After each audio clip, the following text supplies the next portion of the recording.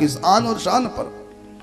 आपने ही नित्य नेम अपना निभाया है, जान पर खेल कर जो आज तिलक लगाया है। आप सच्चे भक्त हैं। मुझे नहीं चिढ़ है तिलक लगाने से, मुझे नहीं चिढ़ है तिलक लगाने से। मैंने परीक्षा ली थी सबकी हुक्म के बहाने से। तिलक तो सब लगाते लेकिन पक्का कौन है? कंठी तो सब पहनते लेकिन कंठी का पक्का कौन है? कई लोग तो कहते हैं महाराज शादी में जाते हैं 1100 रुपए का सगन देना पड़ता है लिफाफा, और खाना कुछ नहीं क्योंकि सब में प्याज। ये कंठी से तो बड़ा घाटा है। मैं तो उस समय ये करती हूं, कंठी उतार के खा लेती हूं, फिर कंठी पहन लेती हूं। मैं क्या बड़ा अच्छा करती हूं। सब कच्चे हैं, कोई कोई पक्का होता है। पक्कों को भगवान मिलते हैं। जान पर खेल करके तिलक लगाया है, नीम नहीं तोड़ा। अकबर बोला आपने ही नित्य नीम अपना निभाया है, जान पर खेल कर आज तिलक लगाया है। मुझे नहीं चिढ़ है तिलक लगाने से, मैंने तो सबकी परीक्षा ली थी हुक्म के बहाने से। बलिहारी आपकी अनोखी आन शान पर, बलिहारी आपकी अनोखी आन बान पर, खुश हो गया हूं मैं आपकी सच्चाई और शान पर। मन में जरा भी मेरे नहीं छल छंद है, तिलक के प्रति, कंठी के प्रति, सनातन धर्म के प्रति मेरे मन में कोई कपट छल छिद्र छंद नहीं। जरा सा भी मन में मेरे नहीं छल छंद है। सच कहता हूं मुझको भी ये तिलक पसंद है। आपके ही नाम से, आपके ही नाम से लगाया अब ये जाएगा, मधुकर शाही ये तिलक कहाएगा। आज से मैं तिलक लगाया करूंगा और इस तिलक का मैंने नाम रख दिया आज से मधुकर शाही तिलक। कोई मुसलमान तिलक नहीं लगाता, अब अपना सबका नियम है, लेकिन अकबर तिलक लगाया करता था। जबकि उनके धर्म में तिलक नहीं है, लेकिन अकबर तिलक लगाया करता था। ये तिलक किसने दिया? मधुकर शाह ने। और उस तिलक को कहा करता था ये मधुकर शाही तिलक है हमारा। अकबर की सनातन धर्म में बड़ी श्रद्धा हो चुकी थी। मधुकर शाह का संग मिला, माधव दास का संग, माधव सिंह का संग मिला, मीरा के दर्शन करने गए, ध्यानु भगत का सत्संग मिला। अकबर कहता है जाति का मैं मुसलमान, कुरान को जितना मानता हूं, गीता वेद रामायण पर भी अपनी श्रद्धा मानता हूं। हिंदू धर्म में श्रद्धा इतनी, गौ हत्या ना कराता हूं, कभी कभी मैं मंदिर जाके माथे तिलक लगाता हूं। कई बार मैं गंगा नहाने हरिद्वार हो आया हूं, छत्र चढ़ाया शीश झुकाया ज्वाला जी हो आया हूं। जैसे अपने पीर फकीरों के चरणों में चित्त दिया, वैसे वृंदावन जाकर मैंने हरिदास का दर्श किया। बांके बिहारी जी को प्रकट करने वाले ललिता सखी के अवतार स्वामी श्री हरिदास जी महाराज, उनका दर्शन करने के लिए अकबर वृंदावन गए थे। एक बार बल्लभाचार्य जी के पुत्र और उनके शिष्य स्वामी विठलनाथ जी गोस्वामी, जिनकी कल आप लोगों ने कथा सुनी, रानी रत्नावती की जो दासी थी, इन्हीं की शिष्या थी वो विठलनाथ गोस्वामी की, उनके दर्शन करने के लिए स्पेशल गए थे।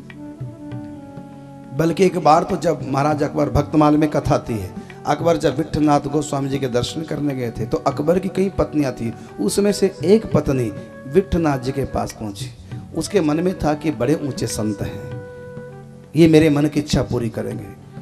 एक पति की जब कई पत्नियां हो तो हर पत्नी के मन में आता कि पति मेरे ही बस में रहे, उनके न रहे। तो उनमें से एक अकबर की पत्नी ने गोस्वामी जी से कहा, गोसाई जी से, कि महाराज ऐसा कोई जादू मंत्र टोटका कुछ करो, कुछ दो मुझको लिख करके, कोई मंत्र जादू टोना कुछ यंत्र जो मेरे पति महाराज अकबर मेरे बस में रहे। तो उन्होंने कहा ठीक है।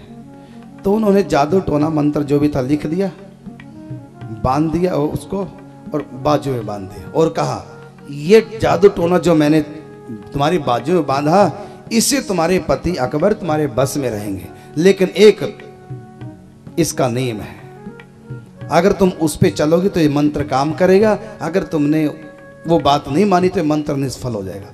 कहते कौन सी बात? जो बात कहोगे सो मैं महाराज मानने को तैयार हूँ, बस ये मंत्र काम कर जाए जो आपने मेरी बाजू में बांधा। कहता मंत्र तब काम करेगा जब बात मानेगी, और बात ये है कि जो पति कहता है उसको मान लो। महाराज अकबर जो चाहते हैं वैसी तुम करो, जो पति कहता है वो तुम करो, ये मंत्र फिर पूरा काम करेगा। और सचमुच में जो पति चाहता था, जो कहता था, ये पत्नी वही मानती थी। और महाराज अकबर बस में हो भी गए, क्यों नहीं होंगे जब पत्नी हर बात मानती है। मंत्र अपना काम कर गया। किसने शिकायत कर दी, महाराज आजकल आप अमुक महल में बहुत जा रहे हैं, रानी के बस में रह रहे हैं, हमने सुना है कि रानी ने कोई आपके ऊपर जादू टोना कर रखा, तभी आप उनके बस में हैं। कहता बात तो सच हूं, आजकल मैं बस में तो हूं, लेकिन इसने जादू टोना कराया। कहते हाँ, प्रमाण क्या है? कहता उसकी बाजू खोल के देखो, जो ढकी रहती उस पर यंत्र बंधा हुआ है। और विठलनाथ गोस्वामी जी से वो यंत्र बंधवा के आई है। पत्नी से कहा कि अपनी बाजू दिखाओ जो ढक के रखती है। बाजू दिखाई तो एक ताबीज भीतर, खोला ताबीज को, उसमें से चिट निकली, लिखा जिसके ऊपर जादू टोना मंत्र। और जब उसको पढ़ा उसके ऊपर कुछ भी नहीं था, केवल इतना लिखा था कि जादू टोना टोटका भूल करे मत कोय, जादू टोना टोटका भूल करे मत कोय, पति कहे सो कीजिए वो आप ही बस होए। ये लिखा था, जो पति कहे सो करो, बस अपने आप बस में हो जाएगा। अभी जो अकबर उसके बस में हुए तो उस मंत्र से नहीं हुए, वो तो वैसी भ्रम में जो पत्नी मान ले इसलिए कर दिया था। हकीकत तो ये थी कि पति उस यंत्र से कोई पति का बस होना नहीं था, कोई लेन देन नहीं था। वो तो जो उसने शिक्षा दी थी कि पति कहे सो कीजिए वो आप ही बस होए, किल पति की बात मान लो, वो अपने आप ही हमारे अनुसार हो जाएगा। अकबर की बड़ी श्रद्धा हुई कि तो जादू टोना तो नहीं किया उन्होंने तो शिक्षा दी है कि जो पति कहता है सो करो। ये तो बहुत अच्छी बात, ऐसा तबीज तो, ऐसी अक्ल तो गोसाई जी सबको दे पत्नियों को। और ये अक्ल गोसाई जी ने केवल अकबर की पत्नी को नहीं दी, ये मैं आपको भी दे रहा हूं। जादू टोना टोटका भूल करे मत कोय, पति कहे सो कीजिए वो आप ही बस होए।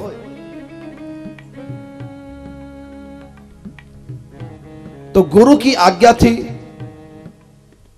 इसलिए मरने को तैयार, मरने मारने को तैयार हुए, लेकिन तिलक और कंठी अपने से अलग नहीं की। और एक हम लोग हैं,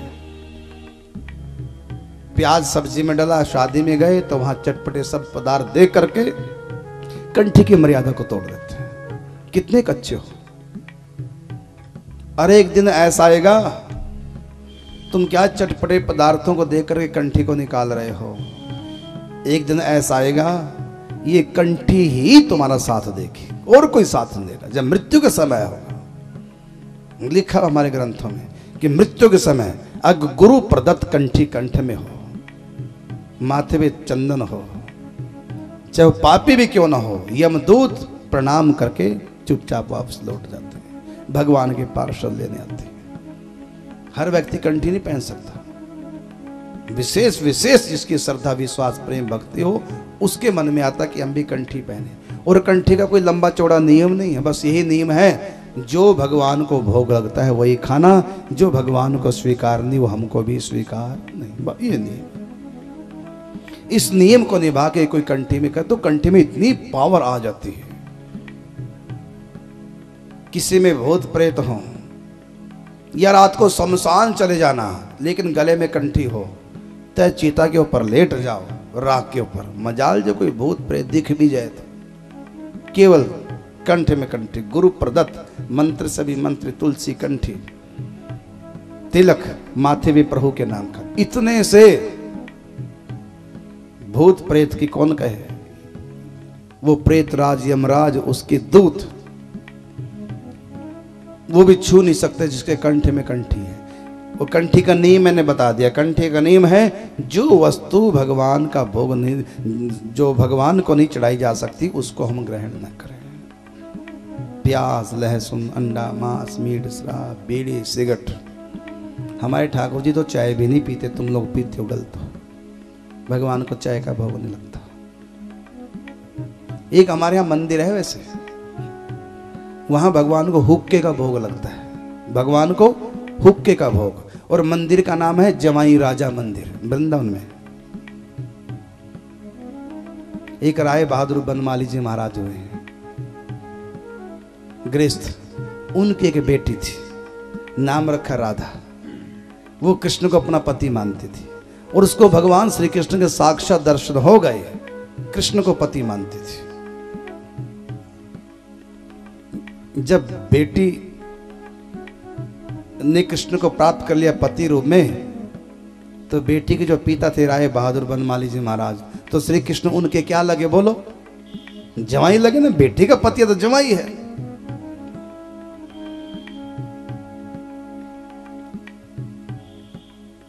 जब बेटी की मृत्यु हुई तो भगवान ने कहा कि मंदिर में जो तुमने मेरी स्थापना की है, मेरे बगल में अपनी बेटी की मूर्ति की स्थापना करो। जैसे कृष्ण के साथ राधा है, ऐसी भगवान कृष्ण के साथ उनकी बेटी की मूर्ति, विग्रह स्थापित किया गया कि तुम्हारी पुत्री तो राधा का स्वरूप है, उसने मुझको प्रीतम के रूप में प्राप्त किया। तो बनमाली राय बहादुर सिंह भी इतने ऊंचे संत हुए हैं, भक्त हुए हैं, उन्होंने भी भगवान के साक्षात दर्शन किए। लेकिन उनका यही भाव रहता था, कृष्ण मेरा जमाई है। जाकी रही भावना जैसी प्रभु मूर्त देखी तीन तैसे। तो मंदिर में भी उसने बेटी और ठाकुर जी को विराजमान किए, बेटी की मूर्ति लगाई ठाकुर जी के साथ, कृष्ण मेरा जमाई है। और मंदिर का नाम पड़ा जमाई राजा का मंदिर, वृंदावन में है, कभी दर्शन करना। तो उनके यहाँ एक नियम था कि जब भी जमाई, कोई भी अतिथि घर आए तो उसको हुक्का पिलाया जाता था। जब कृष्ण जमाई बन गए तो जमाई का सम्मान तो हुक्के से करते थे, उनके कुल में रिवाज था। तो कृष्ण के लिए भी हुक्का भर के रखा और ठाकुर जी हुक्का पी गए, भगत का जैसा भाव। लेकिन तुम लोगों को हुक्का नहीं पीना कि भगवान ने पिया तो हम भी पी जाएं। भगवान ने तो पूतना का जहर भी पिया, क्या तुम पी जाओगे? और तो एक भगत का भाव था, भगत ने भगवान को जवाई माना और जब उनके यहाँ आए तो भगवान को हुक्का पिला दिया। और आज भी वृंदावन में हर रोज मंदिर में सुबह ठाकुर जी के आगे हुक्का भर करके रखते हैं, भगवान पीते हैं। तो भगवान हुक्का पीते हैं तो इसका अर्थ ये नहीं कि हुक्का पीने में कोई दोष नहीं, हमारे लिए दोष है। भगवान तो कुछ भी करे, वो तो समर्थशाली है, वो तो भक्तों के भाव के अनुसार लीला करते हैं, उनको कोई हुक्के की हुड़क नहीं लगती। इसलिए भगवान की भक्ति को मर्यादा में करो, जो संत कहते हैं उस बात को मानो। भगवान की भी नकल नहीं करना, संत की भी। देखो गंगा जी में गंदा नाला में मिल जाए तब भी गंगा जी पवित्र है, तब भी वो गंगा जी। अग्नि में चाहे गंदगी डाल दो तब भी अग्नि पवित्र है। सूर्य गंदगी का शोषण कर लेता तब भी सूर्य पवित्र है। समर्थ के नहीं दोष गोसाई, रवि पावक सुरसरे की नाही। जो समर्थमान होते हैं उनको दोष नहीं लगा करता। इसलिए हम समर्थशाली महापुरुषों की या जो प्रभु परम समर्थ हैं उनकी नकल ना करें। भगवान तो काली नाग को नाथ देते हैं और तुम्हारे घर में नाग आ जाए और तुम सोचो मैं भी जरा नाथ लो उंगली डाल करके, तो क्या होगा? मौत का शिकार हो जाओगे। तुम्हारे लिए नाग मौत है, लेकिन कृष्ण के लिए मौत नहीं है। भगवान श्री कृष्ण ने 21 किलोमीटर लंबे चौड़े गिरिराज पर्वत को अपनी उंगली पे थाम दिया और तुम सोचो कि हम लेंटर को उठा करके इधर रख दें और जोर लगाओ तो हड्डियां चकनाचूर हो जाएंगी। ये तुम्हारे बस का नहीं है। भगवान की नकल मत करो। भगवान ने पूतना का विष पिया और तुम पीने लग जाओ तो मर जाओगे। भगवान अग्नि को पी गए और तुम गरम गरम दूध नहीं पी सकते, छाले पड़ जाएंगे मुख में। और भगवान आग को पी गए। भगवान ने 16,108 विवाह कराए, तुम 2 करा के दिखा दो और सुखी होके दिखा दो। एक से परेशान हो और 2 पत्नियां हो तो क्या हो, दुर्गति होगी। एक की 2 पत्नियां थी, एक पत्नी ऊपर रहती थी, एक नीचे रहती थी। जब पति ड्यूटी से आया तो नीचे वाली पत्नी ने कहा आइए भोजन तैयार। इतने में सीढ़ियां उतर के दूसरी आ गई, ऊपर भोजन तैयार। एक ऊपर के लिए आमंत्रित कर रही, एक नीचे के लिए। वो पति ऊपर जाने के लिए 2-3 सीढ़ियां चढ़ी थी, तो नीचे वाली पत्नी आई, टांगे पकड़ ली, आप इधर आइए। ऊपर वाली ने हाथ पकड़ लिया, आप इधर चलिए। कभी वो हाथ पकड़ के ऊपर खींचती, कभी वो टांग पकड़ के नीचे खींचती, और ऐसे घसीटे लगते कि बेचारे का खून खराब हो गया, सीढ़ियों से घिस गया। उस घर में एक चोर चोरी कर रहा था। चोर ने जब इस ड्रामे को देखा, हंसी आ गई। जब हंसी आई तो फंस गया। अरे हमारे घर में कौन हंस रहा, देखा चोर, पकड़ा गया, पुलिस के पास ले गए, थाने में ले गए। तुमने चोरी किया? हमारा चोरी कर रहा था। तो क्या सजा दें? उसी से पूछा, 2 पत्नियों के पति से, क्या सजा दें? महाराज इसको ये सजा दो, इसके 2 विवाह कर दो, ये सजा है। तो उसने कहा तुम सजा दे रहे हो कि इनाम दे रहे हो? 2 शादी, ये तो इनाम है कि सजा है? उसने कहा महाराज ये सजा है कि इनाम है, आप चोर से पूछ लो। चोर से कहा, कहो तुम्हारे 2 विवाह कर दे? क्या महाराज, चाहे फांसी लटका दो, चाहे विष पान करा दो, चाहे अग्नि में जला दो, सब सजा भोगने को तैयार हूं, लेकिन 2 विवाह नहीं कराऊंगा। वे हैरान हो गए कि माजरा क्या है। मालिक कहता है जिस घर में चोरी हो रही थी 2 विवाह करा दो, इस चोर कहता है नहीं करने, चाहे फांसी लटका दो। आखिर बात क्या है? चोर से पूछा, क्या बात है, क्यों तुम मौत से नहीं डर रहे हो, 2 शादियों से डर रहे हो? महाराज इनसे पूछ लो, इनकी क्या स्थिति। कहा भाई तुम ही बता दो। उसने अपना कुर्ता उठा के बताया जो घर से लगे थे, छिला हुआ था पूरा। कहा ये राज क्या है, ये तुम्हारी छाती पूरी छिली है, ये कैसे छिल गई? महाराज चोर से पूछ लो। एक बात चोर बताए, एक बात वो बताए। तो हम लोग 2-2 पत्नियों को नहीं रिझा सकते, और भगवान श्री कृष्ण ने 16,108 विवाह किए, और हर पत्नी कहती है अगले जन्म में भी यही हमारे पति हों। इतना निभाया कृष्ण ने। क्यों? क्या इंसान 16,108 विवाह करके वो निभा सकता है? 2 करके नहीं, 2 को निभा सकता। महाराज ने दशरथ महाराज ने 3 विवाह किए, मौत का कारण बन गए। अगर महाराज दशरथ के 3 विवाह ना होते, अकेली कौशल्या होती तो मृत्यु ना होती। सोतिया डाह में मृत्यु हो गई, सोतिया डाह के महाराज भी शिकार हो गए। वसुदेव अगर दोबारा विवाह ना कराता देवकी से, उनका पहले विवाह हुआ था, देवकी से और करा लिया, देखो क्या मुसीबत में पड़ गए।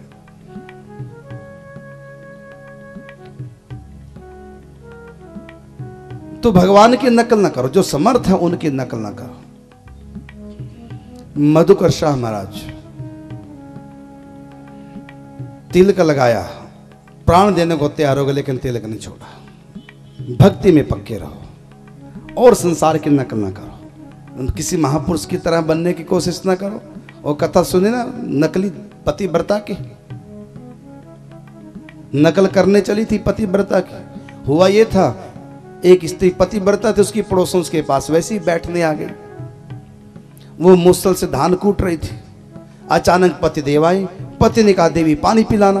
वो मुसल कूटते हुए उसका जब वो मुसल ऊपर गया, धान कूट रही थी, उस समय पति की आवाज आई कि पानी पिलाओ। वो मुसल उसने वहीं छोड़ दिया, नीचे रखा भी नहीं। पति कहे तुरंत और सोई कीजिए, ये पतिव्रता धर्म है। मुसल को रखा भी नहीं कि देरी हो जाएगी पति की आज्ञा का पालन करने में। मुसल ऊपर था, वहीं छोड़ दिया। पति को पानी पिलाने चलेगी, मुसल की हिम्मत नहीं हुई जो नीचे आ जाए, गिर जाए, आकाश में लटका रह गया। ये पतिव्रत धर्म का चमत्कार है। वो जो पड़ोसन थी वो देखकर हैरान हो गई। वो पानी पिला के जब आई, देखा कि ये मुसल झोंका थे ऊपर अटक गया, कैसे अटक गया। फिर उसने वहीं से मुसल पकड़ा, पतिव्रता ने फिर धान कूटना शुरू कर दिया। पड़ोसन ने कहा बहन ये चमत्कार कैसे हो गया? उसने कहा कि पति कहे सोई कीजिए, बस यही पतिव्रत धर्म है, उसी का ये चमत्कार है। पति कहे सो करो तो ये चमत्कार हो जाता। हाँ बिल्कुल हो जाता है। तो ये चमत्कार तो मैं भी दिखाऊंगी फिर दुनिया को, मैं भी पतिव्रता बनूंगी। कहा बिल्कुल बनना चाहिए।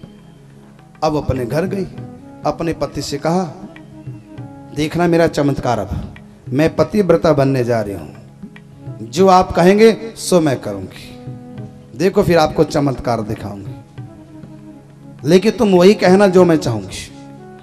तुम ड्यूटी से जब आओगे तो देखना ध्यान से, मैं उस समय धान कूट रही होंगी, और जब मेरा मूसल ऊपर की तरफ होगा तो उस समय तुम मुझसे पानी मांग के देखना, देख मैं तुरंत चमत्कार भी दिखाऊंगी और आपको पानी भी दूंगी, जो कहोगे इससे करोगे। पतिदेव ड्यूटी से आए, देखा पत्नी धान कूट रही है, मूसल बार बार ओखल में। पत्नी ने पहले से डांट के फटकार के समझा दिया था कि पानी उस समय मांगना जब मूसल ऊपर की तरफ हो, ये ना हो कि जब मूसल नीचे होता पानी मांगो, जब ऊपर की तरफ हो। अब वो धान कूट रही है, ओखल में बार बार मूसल, और पतिदेव देख रहे कि गलती ना हो जाए, जो ऊपर मूसल जाएगा तब मांगूंगा। उसने थोड़ा सा मूसल के साथ अपनी तार से तार मिलाई, और जो ही मूसल ऊपर की तरफ गया तुरंत पत्नी से कहा, देवी पानी पिलाओ। और मूसल उसका ऊपर था, उसने और ऊपर कर दिया और छोड़ दिया, ऊपर करके मूसल छोड़ दिया चमत्कार दिखाने के लिए। और जो ही उठी, ऊपर से मूसल, नीचे से सिर उठा, धाड़ से बेहोश होकर गिर पड़ी, घाव हो गया, सर फूट गया। वो तो क्या, पति को पानी पिलाएगी, पति को ही पानी पिलाना पड़ा। पति भाग करके लाई, पानी पिलाया, मुंह में डाला, छिड़का, बेहोश हो गई थी। जब उसको होश आई तो गालियां देती हुई उस पतिव्रता से बोली, तेरा सत्यानाश जाए, तूने मेरा सर फुड़वा दिया, काहे कि तू पतिव्रता, तेरा बेड़ा गर्क हो जाए, तेरी बात मैंने मानी और ये मेरा हाल तुमने करा दिया। अब बताओ कसूर किसका था? क्या पतिव्रता का कसूर था? तो फिर मूसल में चमत्कार क्यों नहीं हुआ? वहां मूसल ऊपर रुक गया और यहां मूसल ने सर फोड़ दिया, यहां रुका नहीं। कारण क्या? कारण ये है, वो समर्थ थी, वो असली पतिव्रता थी और ये उसकी नकल थी। नकल में वो असल कहाँ होगी, वो चमत्कार कहाँ होगा? इसलिए नकल ना करें। महापुरुषों ने जो किया, भगवान ने जो किया, उसकी नकल नहीं करनी, नहीं तो बेमौत मरोगे। ये नकली पतिव्रता जैसा हाल हो जाएगा। भगवान ने जहर पिया, तुम भी पियोगे। अब तुम नकल करोगे कि भगवान ने चोरी की तो हम भी कर लेते हैं। भगवान ने पराई लड़कियों के साथ में रास किया तो हम भी कर लेते हैं। भगवान झूठ बोले, माखन चुरा के कहते हैं मैंने माखन नहीं चुराया, तो हम भी झूठ बोले। भगवान ने तो बोला, हम भी बोले। अरे जब भगवान की बात माननी तो शुरुआत से शुरू करो। सबसे पहले भगवान ने क्या लीला की है? सबसे पहले भगवान ने अपना बाप बदला है। जन्म हुआ वसुदेव देवकी के यहाँ और अगले दिन राशन कार्ड में नाम चढ़वा दिया नंद बाबा यशोदा के यहाँ। पहले दिन ही बाप बदल दिया। पहले दिन ही भगवान ने क्या खेल किया? देखो तो सब सो गए, पहरेदार, ताले सब खुल गए। करोगे नकल? है इतनी समर्थ? सावन भादो की जमुना जी, बाढ़ आई हुई है और बिना पुल बिना नौका के इस पार आ गए। और इधर कन्या को बदल दिया गया, कृष्ण उधर आ गए, पता भी नहीं चलने दिया। ऐसा योग माया ने खेल किया। यशोदा को लगा मैंने कृष्ण को जन्म दिया, मैंने बालक को जन्म दिया।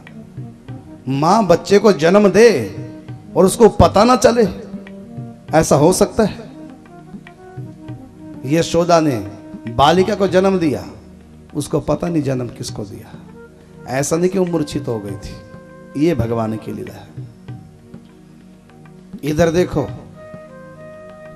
गर्भ में बालक है देवकी के, बलराम जी, और ट्रांसफर कर दिया बालक को रोहिणी के गर्भ में, बिना किसी यंत्र के, बिना किसी वैज्ञानिक पद्धति से। ये शक्ति किसकी है? ये भगवान की। तो भगवान ने प्रारंभ में ऐसे ऐसी लीलाएं कर दी कि कोई मेरी नकल कर ही नहीं सकता। और फिर 6 दिन के थे, जहर पी लिया भगवान ने, पूतना का जहर। पिलाने वाली मर गई और पीने वाला जी गया। ऐसा होता है? पिलाने वाला जिंदा रहता है, पीने वाला मरता है। जहर पीने वाला मरा करता है, पिलाने वाला नहीं मरता। लेकिन यहाँ उल्टा है, पिलाने वाली पूतना मर गई और जहर पीने वाले कृष्ण, उनका बाल भी बांका नहीं हो। क्यों? क्योंकि ये भगवान है, ये समर्थशाली है। ये जहर पिए, ये दूध पिए, दही खाए, ये सब इन्हीं को शोभा देती है। हम ये काम ना करें, चोरी ना करें। एक बार मधुकर शाह, क्योंकि इनकी कंठी और तिलक के प्रति इतनी निष्ठा हो गई थी, मधुकर शाह के मन में आया कि जो भी कंठी तिलक वाला है वो मेरे लिए भगवान का अवतार है, मेरे लिए वो भगवान है। घर के लोगों की बात रुचि नहीं। घर के लोगों ने कहा ठीक है आप साधु संतों को भगवान की तरह मानिए, लेकिन आप किसी भी तिलकधारी को भगवान कहने लग जाते हैं, किसी भी तिलकधारी को आप कंठीधारी को भगवान कहते। कहाँ वो भगवान का रूप है मेरे लिए। तो उसको समझाया कि आप हर किसी को प्रणाम मत क्या करो, हर किसी को भगवान मत माना करो। हाँ जो सज्जन लोग हैं उनको भगवान का रूप मान लो, जो शैतान है उनसे थोड़ा दूरी बनाए रखो। लेकिन कहता है कि मुझको तो वह तिल कंठीधारी को भगवान माना, ये नियम था। घर वाले समझाते थे कि जो अच्छे सज्जन लोग हैं उनको भगवत रूप मानो, शेषों से थोड़ा दूरी बनाए रखो, बच के रहो, सबके प्रति भाव मत दिखाओ, नहीं तो धोखा हो जाएगा। कोई भी आपके संग छल कपट कर सकता है भेष बना करके। लेकिन इसके मन में बात जमीनी नहीं, मेरे गुरु की आज्ञा है, प्रत्येक वैष्णव तिल कंठीधारी भगवान का रूप है। अब घर वालों ने सोचा इसकी आदत कैसे छुड़ाए, तो हुआ क्या, एक गधे को तिलक कर दिया, उसके ऊपर कपड़े उड़ा दिए और गले में कंठी बांध दी गधे के, आदत छुड़ाने के लिए। कहते ना कि जितने तिल कंठी वाले सब भगवान है। अब देखते हैं क्या करेगा। अब सामने से गधा आ रहा है, तिलक उसको लगा दिया लोगों ने, परिवार के लोगों ने, गले में कंठी बांध दी। सामने से गधा आ रहा है, इधर से मधुकर शाह आ रहे हैं, और जो मधुकर शाह ने गधे को देखा कि माथे तिलक लगा, गले में कंठी, दंडवत लेट के प्रणाम किया मधुकर शाह ने और हाथ जोड़ के स्तुति की। कहा अब ये जो मैं पद गाने जा रहा हूं ये मधुकर शाह का स्वयं का लिखा हुआ पद है। गधे की स्तुति की भगवान मान करके। उस गधे की स्तुति करते हुए, संस्कृत में गधे को गर्दभ कहते हैं, उस गर्दभ की स्तुति करते हुए कह रहे हैं मधुकर शाह जी, अब तक तो दुई दुई पाद के देखे संत अनंत। हमने बहुत संतों को देखा, सबके दो दो पांव थे, लेकिन आज चारी चरण के आज ही देखे संत अनंत। हमने आज ही चार पांव वाले संत देखे। गधे की स्तुति करते कह रहे हैं, आज हमने चार पांव वाले संत देखे, दो पांव वाले तो संत हमने बहुत देखे, पहली बार कृपा हुई जो आज चार पांव वाले संत के दर्शन हुए। मेरे प्रभु समर्थ हैं, मेरे प्रभु समर्थ हैं, सके रूप सब धार। खर नहीं, खर का मतलब गधा होता है, खर नहीं वैष्णव खरे, खरे का मतलब शुद्ध। ये खर नहीं है, खर के रूप में, खर का अर्थ गधा होता है, ये खर नहीं है, खर के रूप में, खर नहीं वैष्णव खरे। प्रभु तुम लेहु उद्धार, हे प्रभु मेरा उद्धार करो। गधे से कहते हैं मेरा उद्धार करो। प्रभु आपने अनेक रूप धारण किए हैं, मछली का, कछुए का, शुकर वराह सूर का रूप धारण किया। कच्छ शुकर बने भक्तन हित भगवान। आप भक्तों के लिए क्या क्या बनते हो। और मधुकर इनका अपना नाम मधुकर शाह, मधुकर हित गर्दभ बने धन धन कृपा निधान। मुझको दर्शन देने के लिए आप गधे के रूप में आए। हे मेरे प्रभु, हे मेरे संत भगवान, आप मेरा उद्धार करो, मेरे ऊपर कृपा करो। और प्रणाम करके दंडवत चरणों में गिर गए गधे के। अब गधा गधा रहेगा क्या। कल आप लोगों ने कथा सुनी, सिंह छोड़ा था माधो सिंह ने रत्नावती को मरवाने के लिए। दासी ने कहा महारानी जी देखो नरसिंह आए हैं, प्रहलाद के ठाकुर आए हैं। भावना कर ली शेर में भगवान है, नरसिंह भगवान, उनमें भगवान प्रकट हो गए। ऐसी मधुकर शाह ने गधे को भगवान मान लिया, प्रणाम किया, स्तुति की। अब तक तो दुई दुई पाद के देखे संत अनंत, चार चरण के आज ही देखे संत अनंत। मेरे प्रभु समर्थ हैं, सके रूप सब धार। खर नहीं वैष्णव करे अद्भुत, प्रभु तुम लेहु उद्धार। कच्छ शुकर बने भक्तन हित भगवान, मधुकर हित गर्दभ बने धन धन कृपा निधान। ऐसा पवित्र भाव हमको रखना है। सब मेरे प्रभु के स्वरूप है। मैंने जो गुरु ने बताया है, गुरु जी ने यही बताया था कि सबको अगर तुम भगवान नहीं मान सकते, जिसके गले में कंठी है उसी को भगवान मान लो, इतना तो कर सकते। ऐसी भक्तमाल की एक और कथा आती है। रामानुजाचार्य जी महाराज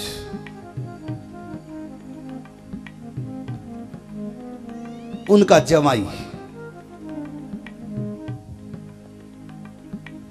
लालाचार्य जी महाराज जब अपने जमाई को दीक्षा दी तो लालाचार्य जी से कहा, जितने भी संत हैं संत भेष में वैष्णव जन, सबको मेरा ही रूप माना, अर्थात सबको गुरु मानना।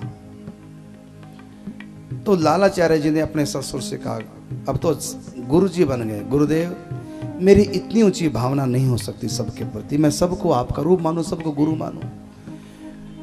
अच्छा, अगर तुम सबको गुरु नहीं मान सकते, सॉरी, इससे पहले कहा था कि सबको भगवान मानना। तब लालाचार्य जी ने कहा, गुरुदेव मैं सबको भगवान नहीं मान सकते, इतनी ऊंची निष्ठा नहीं। अच्छा, सबको गुरु मानना, जो भी तिल कंठीधारी है। कहते गुरु जी इतनी ऊंची भावना भी नहीं। अच्छा, सबको गुरु भाई मानना, इतना तो कर सकते हो? हाँ गुरु जी इतना कर लूंगा। तो लालाचार्य जी ने कहा कि मैं जितने भी तिल कंठीधारी हैं, जितने वैष्णव हो गए हैं, मैं सबको अपना गुरु भाई मानूंगा। ये गुरु जी से उन्होंने नियम लिया और उस नियम पे खरे उतरे। एक दिन लीला हुई, नदी में एक शव बहता जा रहा था। तिरुचिरापल्ली की घटना, रंगनाथ जी का जहां मंदिर है।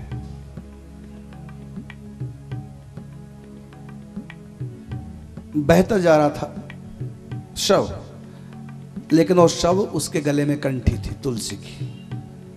सब पानी भरने के लिए गई हुई थी नदी पे।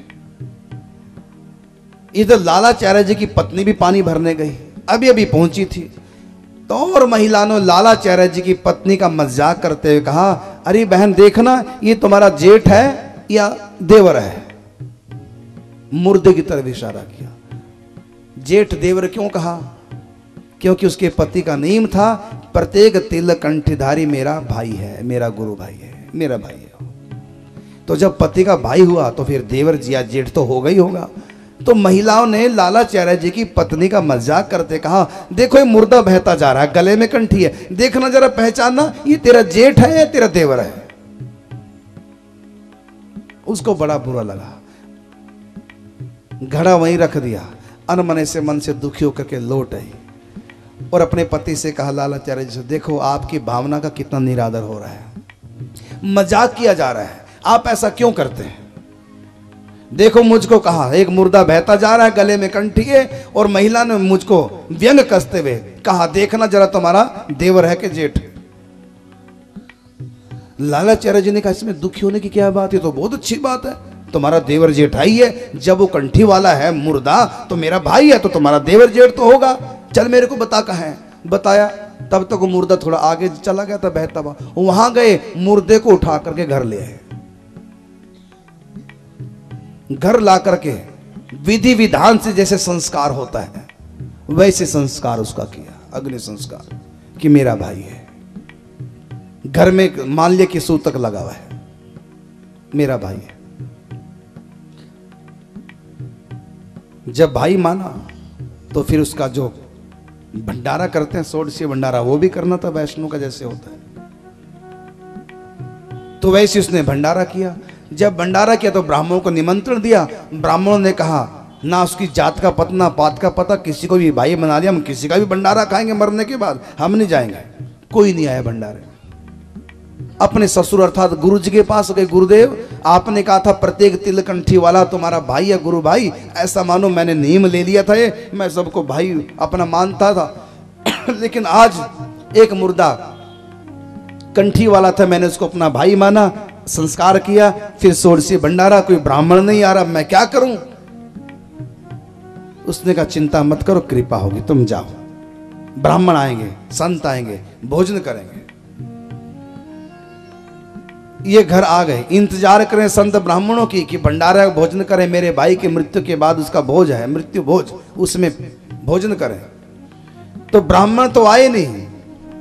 भगवान के पार्षद वैकुंठ से, भक्तमाल में लिखा, वैकुंठ से ब्राह्मणों का वेश धारण करके स्वयं भगवान के नित्य पार्षद आए हैं और भंडारे में भोजन किया। सबको तो साधारण ब्राह्मण दिखाई दे रहे थे और लालाचार्य जी को सब के सब ब्राह्मण चतुर्भुज रूप में भगवान नारायण के समान सबके पार्षद दिखाई दे रहे थे। एक नियम ने, लालाचार्य जी ने एक नियम लिया था। मैं ये बताना चाहता हूं, भक्तमाल में ऐसे बहुत उदाहरण है कि गुरु ने जो नियम दिया उसको निभा लो, चाहे छोटा सा नियम क्यों ना हो, वो नियम ही तुमको भगवान तक मिला देगा। एक ऐसी और हुए संत, भक्तमाला में कथा है, और छोटी छोटी काफी कथा मैं सुना रहा हूं। भक्तमाला की एक कथा है पादमाचार्य जी महाराज की। आश्रम में रहते थे, गुरु सेवा करते थे, गुरु जी का दर्शन करने के बाद ही भोजन करते थे। एक दिन गुरु जी को विशेष काम के लिए कई महीने के लिए बाहर जाना पड़ा, भक्ति के प्रचार के लिए। शिष्य ने कहा, गुरुदेव या तो मुझको अपने संग ले चलो या आप मेरे साथ रहो, यही आश्रम में मत जाओ कहीं। गुरु जी ने कहा, क्यों? तो पादमाचार्य जी ने कहा कि गुरुदेव मेरा नियम है, आपके दर्शन करने के बाद ही कुछ खाता हूं। अगर आप कई महीने के लिए जा रहे तो आपके बिना मैं कई महीने तक कुछ नहीं खाऊं पीऊंगा तो कैसे जीऊंगा। इसलिए या तो मुझको भी संग ले चलो या आप आश्रम में रहो, जो आपका दर्शन करके मैं भोजन करूं। गुरु जी ने कहा कि भक्ति के प्रचारार्थ मेरे को जाना तो पड़ेगा, लेकिन तुम ये भाव करो, गंगा जी को मेरा रूप मान लो, गंगा जी को मेरा रूप मान लियो, बस गंगा जी के दर्शन किया करो फिर भोजन कर लिया करो, ये नियम ले लो। गंगा जी को गुरु रूप मान लो, मेरा रूप मान लो। अब ये नियम गुरु जी दे के चले गए। अब ये गंगा जी जाते, दर्शन करते, उसके बाद भोजन करते। हर रोज गंगा जी स्नान करते थे, लेकिन अब गंगा जी स्नान करना बंद कर दिया। मन ही मन भाव करते, ये गंगा जी तो मेरा गुरु है और गुरु को मैं पाँव कैसे लगाऊं। स्नान करते समय तो पाँव वो गंगा जी में जाते नहीं थे, मना ही हो गया जाना। गुरु का रूप दिया है, गुरु ने नियम दिया है मेरा रूप मानना। कई महीनों के बाद जब गुरु जी आए तो सब शिष्यों ने गुरु जी को शिकायत कर दी पद्माचार्य जी महाराज की, महाराज आपका शिष्य जिसकी आप इतनी महिमा गाते तो घोर नास्तिक हो गया। कैसे? एक दिन भी गंगा स्नान नहीं किया इसने। गंगा जी जाता तो था, बस लौट आता था, स्नान किया नहीं। हमने बहुत बार कहा गंगा जी स्नान करना चाहिए, लेकिन नहीं किया स्नान। इसकी श्रद्धा नहीं गंगा जी के प्रति। आप गंगा जी की इतनी महिमा गाते हैं और आपके बाद एक बार भी गंगा जी स्नान नहीं किया इसने। गुरु जी तो समझते हैं बात, क्यों नहीं किया। सब शिष्यों को समझाने के लिए कहा कि चलो अब एक साथ सब गंगा जी स्नान करते हैं। गुरु जी सबसे आगे गंगा स्नान में, गंगा जी घुस गए, सब शिष्य घुस गए, लेकिन फिर किनारे बैठा रहा, क्योंकि मन में भाव है कि गुरु जी ने कहा है कि गंगा जी मेरा रूप है, इनके दर्शन करके भोजन कर लिया करो। अभी गंगा जी हैं गुरु का रूप, मैं गुरु जी को चरण कैसे लगाऊं, अपने पांव कैसे छूं। नहीं गए भीतर। अभी भीतर जल में जब गुरु जी नहा रहे थे, जल के भीतर से आवाज दी गुरु जी ने, बेटा पद्माचार्य जरा मेरी लंगोटी लाना। अब लंगोटी तो ले आए हाथ में, लेकिन गंगा जल में पांव कैसे रखे, क्योंकि गुरु तुल्य है, गुरु की आज्ञा है। लेकिन इधर गुरु जी कहते हैं कि लाओ लंगोटी। अब लंगोटी लेके अंदर जाना है गंगा जी में, गुरु जी के पास। पांव भी नहीं रखना, गंगा जी को पांव कैसे लगाऊं, ये गुरु का रूप है। गंगा जी से प्रार्थना की कि मैंने आपको अपने गुरु की आज्ञा से गुरु ही माना, आप मेरे गुरु का रूप है, मैं आप में पांव कैसे रखूं, कृपा करो ये लंगोटी गुरु जी तक पहुंचा दो। गंगा जी से प्रार्थना कि ये लंगोटी गुरु जी तक पहुंचा दो, मैं पांव कैसे रखूं। उसी समय एक विचित्र लीला हुई। जहां पर वो किनारे खड़ा था पद्माचार्य जी, उस किनारे से लेकर के जहां भीतर गंगा जी में गुरु जी स्नान करते वहां तक कमल प्रकट हो गए और गंगा जल से आवाज आई, तुम घबराओ मत, कमलों के ऊपर पांव रखते हुए गुरु जी तक पहुंच जाओ, मेरे जल से स्पर्श नहीं होंगे पांव, जाओ गुरु की सेवा करो। कमलों के ऊपर पद अपने चरण रखते हुए गुरु जी तक पहुंच गए, पांव छुआ नहीं जल से। गुरु जी को लंगोट देके फिर वापस कमलों के ऊपर पांव रखते आ गए।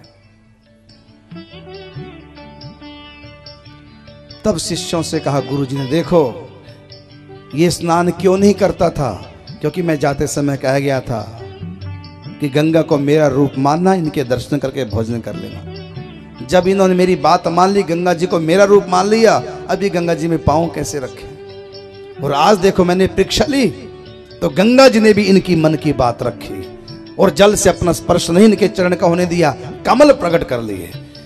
तो कमल के ऊपर, संस्कृत में कमल कहते हैं पद्म, पद्म के ऊपर अपने पद रखते हुए चले थे, तब से इनका नाम पड़ गया पाद पद्माचार्य। इसी कारण से इनका नाम पड़ा। ऐसी ऐसी छोटी छोटी कथाएं भक्तमाला में इतनी हैं कि गुरु की आज्ञा पालन की। गुरु ने एक नियम दिया और उस नियम को लेकर के चले निष्ठा पूर्वक। उस छोटे से नियम को पालन करने से ही सिद्धि प्राप्त होगी, भगवान की प्राप्ति होगी। उदाहरण पाद पद्माचार्य जी को दिया और कहीं आपको उदाहरण दिए कि गुरु जी ने जो कहा जो का त्यों मान लिया। साधना भले छोटी थी, इतनी थी, गंगा जी को मेरा रूप मानना, बस इस बात को लेकर ही चमत्कार हो गया। कमल प्रकट हो गए गंगा जी से और गुरु जी तक पहुंच गए, लंगोटी देकर वापस आ गए। जो भी तुम्हारे गुरु ने आज्ञा दे रखी उस आज्ञा को जिंदगी में स्वीकार कर लो कि प्राण चले जाएं लेकिन गुरु की बात टले ना, भजन में लगे। और हम तो सबको देते हैं नियम, सबसे आसान जो निभ जाए वह है प्रभु के नाम का जाप, सबसे आसान है। और जो साधना है सब उसी मालिक के लिए। हर साधना, किसी भी साधना से भगवान तक जाया जा सकता है, लेकिन सबसे सरल जो साधना है वह है नियम भगवान के नाम का। वो नाम जप होगा माला से, जप के तू देख ले माला से नाम, सबसे सरल उपाय भजन का, जप लो आठों याम, जप कर तू देख ले माला से नाम।